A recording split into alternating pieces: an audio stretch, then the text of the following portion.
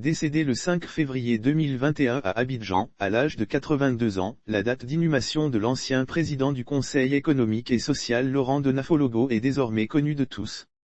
Selon un communiqué de presse du comité d'organisation des obsèques rendu public ce mercredi 5 janvier 2022, l'ancien ministre d'État sera inhumé dans la stricte intimité familiale, le samedi 5 février 2022, à Péguékaha, son village natal situé dans la sous-préfecture de Baouakaha, département de Siné-Massiali, région du Poro au nord de la Côte d'Ivoire.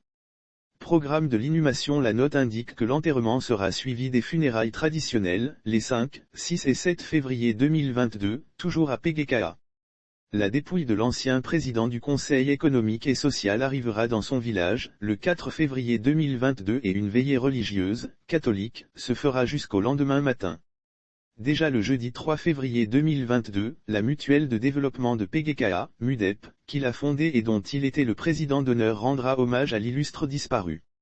Les obsèques officielles se sont déroulées du 16 au 21 mai 2021. L'inhumation du président Laurent de Nafologo fait suite à ces obsèques officielles qui se sont déroulées à Abidjan, du 16 au 21 mai 2021. Elles avaient été marquées par les hommages de la nation, le 19 mai, au Conseil économique, social, environnemental et culturel, CESEC, au plateau. Lire sur le même sujet. Décès de Nafologo, Twakeus Mabri présente ses condoléances à la famille éplorée. La cérémonie avait été présidée par le président du Conseil constitutionnel, Koné Mamadou, qui y représentait le président de la République, Alassane Ouattara. Ces obsèques officielles s'étaient achevées par une messe de requiem, le 21 mai 2021, à la cathédrale Saint-Paul du Plateau, en présence du cardinal Jean-Pierre Kaatva.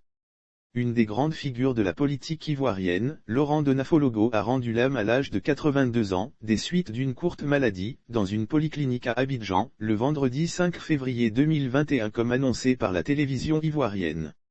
Il fut entre autres l'ancien président du Conseil économique et social, ancien ministre d'État, ancien journaliste, Grand Croix de l'Ordre national de Côte d'Ivoire, officier de la Légion d'honneur française, commandeur de l'Ordre du mérite français. Il fut également ministre sous la présidence de Félix Houphouët-Boigny et de celle de Henri Konan Bédié.